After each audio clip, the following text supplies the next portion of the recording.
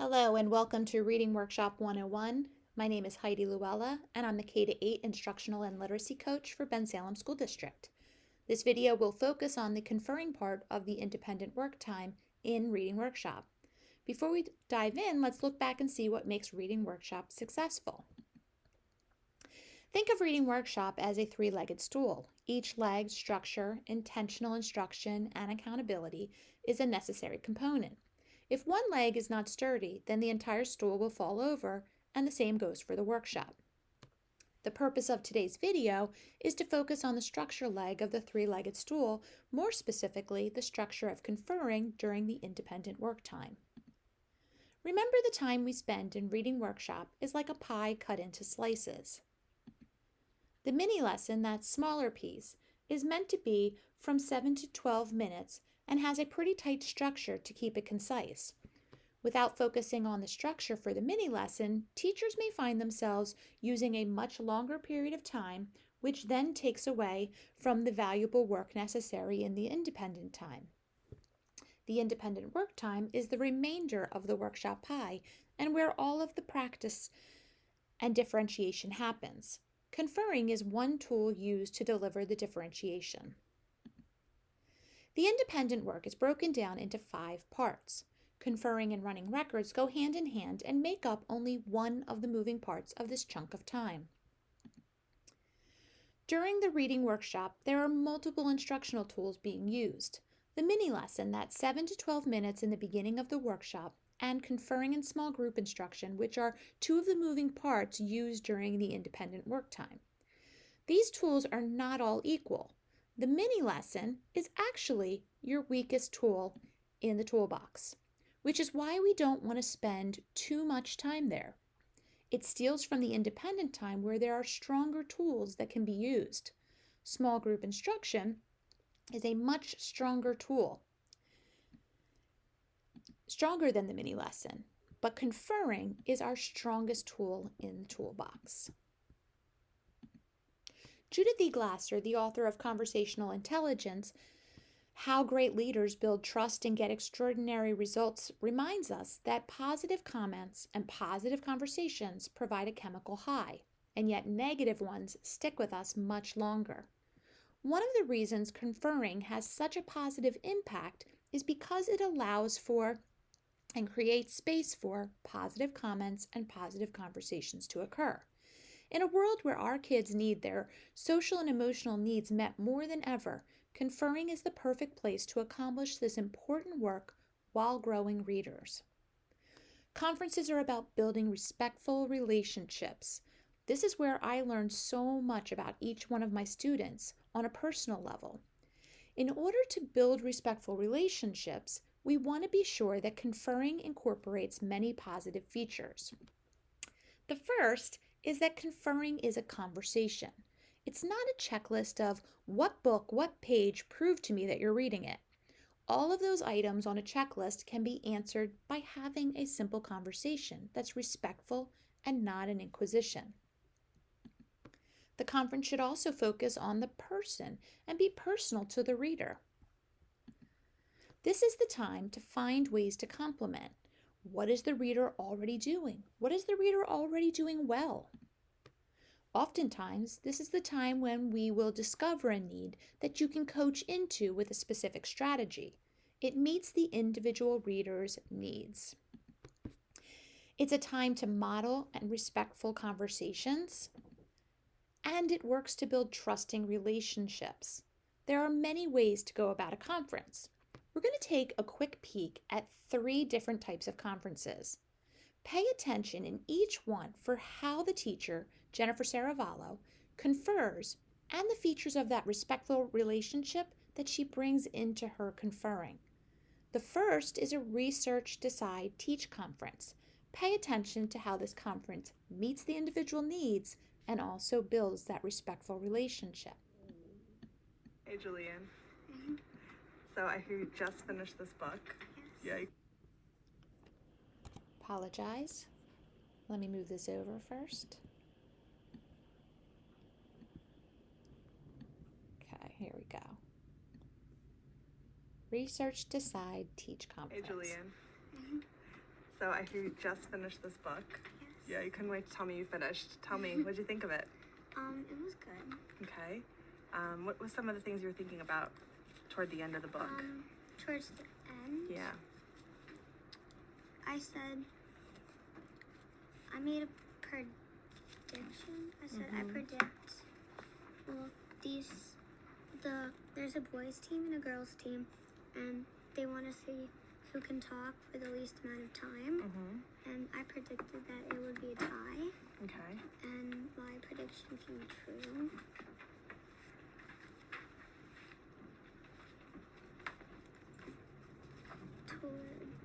And I made another post-it. How long is this going to go on for? Because it seems So let me stop you. If we were to think about the very end of the story and the very last thoughts you were having as you finished up this book, what were you thinking about? like in the beginning of the book, the boys and girls weren't really like friends. They weren't communicating well. And at the end, Lindsay, she's like the captain of the girls team. She was keeping track of everything, and Dave thought she just made it a tie. And I said, but why would Lindsay do that? Because it seems like they've been getting along well. So it seems like what you're paying attention to as a reader is that across the book, things change, right? In the beginning of the story, the characters might be one way or act one way, and by the end of the story, they might change a lot. Yeah. That's a really important thing to pay attention to, because lots of times the change in a story gives us some clues as to what the story's really about. You know what I mean by that? Yeah. I mean, like, what's the lesson or the message that I'm supposed to take away from this book as a reader? How has the character changed? What has the character realized? And therefore, what should I realize as the reader? Can we think about that a little bit together? Okay, what are you thinking? That like boys and girls can get along if they like try. I like how you said that in a way that it's not just about this book, but you might find that in a lot of books. And like general. It's general, yeah, like boys and girls can get along. Are there any other that come to mind? 'Cause sometimes there's not just one, there's more than one. Like not all people are perfect. What makes you say that? Because in the beginning of the book, Dave was like, boys can talk less than girls, and they were having like a fight about it. And at the end of the book, I thought that like, well, nobody's really perfect because nobody can talk as much. So I think what you're doing that's really important is when you're thinking about a lesson or message, it's not just something that happened in one small part of the book, it's something that happened across the book. Maybe at the beginning of the book and the end of the book, or at multiple places in the book. So I don't know about you, Julianne, but every time I finish a book, I always think, I close the book and I think, what did this book teach me? Right? What's the lesson I'm going to take away from this book? I might not remember every single detail in the book, but I can remember and carry with me the big ideas that I have. And that's something you can do in any time you read a story. Okay? Okay. Okay, so that was the Research, Decide, and Teach conference. The next one we're going to look at is a series of complement conferences.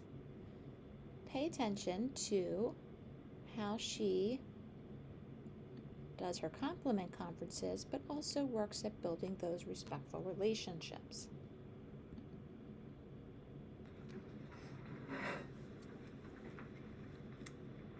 Hi, Hannah. Tell me a little bit about what you're learning in this book. About the horse's senses, What about it? like it bends its ears to like hear louder, and that its eyes are on the side of its head, so it can see like behind him and in front of him. Let me just take a quick look at your post-its.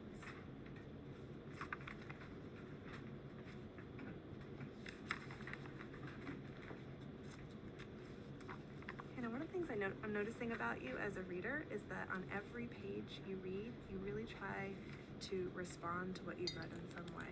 It's like you read it, you understand it, and then you have something to say about it. You're making a lot of connections to your own life, and that's great to do because it's going to keep you really interested in your reading, and it's going to help you to make sure you're really understanding what you're reading. So keep doing that, okay? Okay, thanks, Hannah.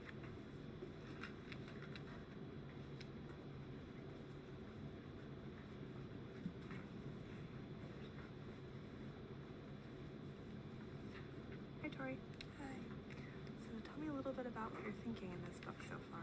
Well, I was wondering why it's called Spring Breakup, but they're going on spring break, so that might be it. But I'm not sure why it's called break, like how it has breakup in it. And another thing is they're going on spring break. I was wondering if they really want to stay where they are, like in PCA, if they could stay in it. And so what are you trying to do to figure out the answer to your question? Well, I was reading like some parts of it, but I haven't really found out why it's called Spring Breakup. So Tori, I want to give you a compliment. Something that you're doing that's so important is that you're in the beginning of the book trying to figure out why the author picked the title that he or she did. You're asking questions to make sure you're really understanding what the story's about. And that's something you could do in the beginning of any book that you're reading, okay? Thanks.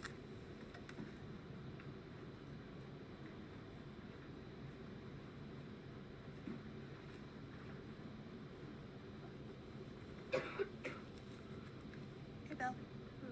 I see from your log you've been reading this since the 14th. You're reading at a great rate. What are you thinking about as you're reading this book? I think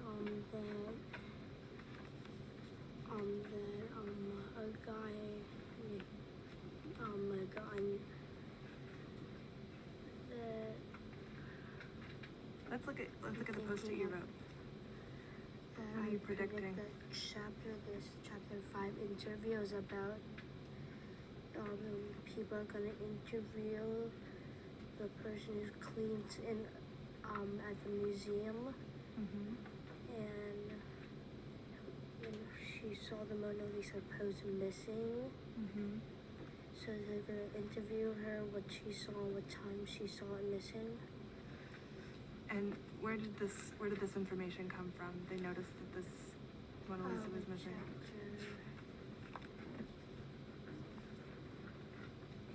This chapter before. Yep. Bill, you're doing something so important that I want to talk to you about. You know that when you're reading a chapter book, all of these chapters connect. And you're making a prediction, you're having a thought in this chapter based on something that happened back in this chapter. And that's great work to always be doing anytime you're reading a chapter book, is to always be thinking, how do the different chapters connect? So it's all one long story, right? Nice job, Bill.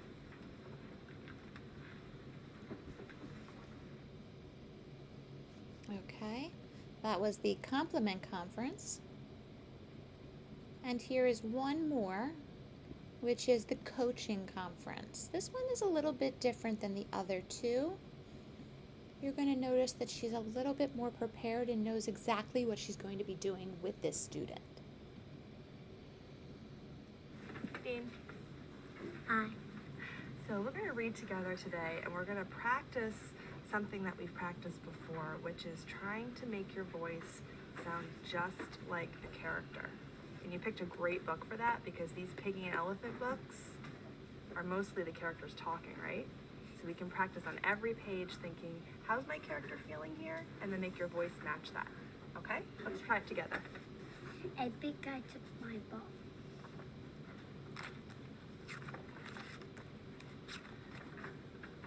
Gerald. That was great. You paid attention to the exclamation point and the fact that the word is really big, and you shouted, Gerald. Good. Let's keep reading. I found a big ball, and it was so fun. And then a big guy came, and he took my ball. I love how you read that, because the words are really big. I am so upset. Can you read that one more time? Think about how the character's feeling here. I'm so upset. Yeah, how do you think he's feeling? Sad. Yeah, can you make it sound in your saddest voice? I am so upset. I am so upset. That is not good. So think about how he's feeling here. That is not good. How's he feeling? Mad. Think he's mad? Like that big guy who took his ball? Okay, make your voice sound like that. That is not good. That is not right. That sounds mad. Big guys have all the fun. What about the little guys? What makes those big guys think they are so big? Their size? I like how your voice went up with a question mark. Right? Over this page. When you saw that question mark, your voice went up. Their size. Yeah, great. Well, I am big too. I will get your ball from that big guy. My hero. How do you think he's feeling there? You changed your face to match how Piggy's face is on that page. And how do you think he's probably feeling? Happy? He's feeling happy. Here I go. Let's see how this big Let's try that from the beginning again. Let's see how big this big guy is. Did you get my ball back? Let's try that again. Read it nice Did you and get smooth. my ball back? How do you think he's feeling there? Happy? Think he's happy? He's like hoping. Let's try it. Read it in a hopeful voice. Did you get my ball back? Try it one more time. Did you get my ball back? So I'm going to send you back to your seat to keep reading. Do you think you can keep doing this on your own? On every page, think, how's my character feeling here? And then try to make your voice sound the same way. Okay? Thank you, Dean. Okay, so notice that in all three of those very different types of conferences, that there was conversation, there was the focus on the individual, there was times for compliment and what is the student doing right, there was coaching involved, it was a very respectful conversation and interaction, and you could tell that there was trust that was being built. It's during conferences that you may notice that a child is ready to take the next running record to measure growth. As a district, we record running records, the data from running records 5 times a year: September, November, January, March, and June. These assessments are not meant to be drop everything and test 5 times a year. So using conferences to determine who needs the next assessment and when will keep you on top of the data collection. We can find what we will need to give running records at www.readingandwritingproject.org. Once you're logged in, you can click on Resources and the Resource Catalog. Then you can click on Running Records. Once you're inside Running Records, you will find a menu on the right-hand side. The manual is in there. Looks like this, and that can be printed out.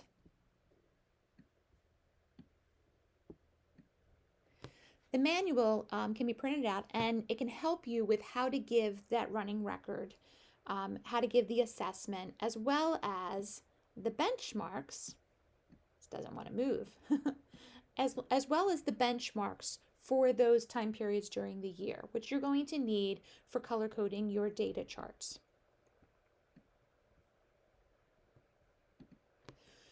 You will also find the actual running records and score sheets for A through K and L through Z. These two can be printed out, and many teachers keep a binder of the assessments to use and reuse throughout the year.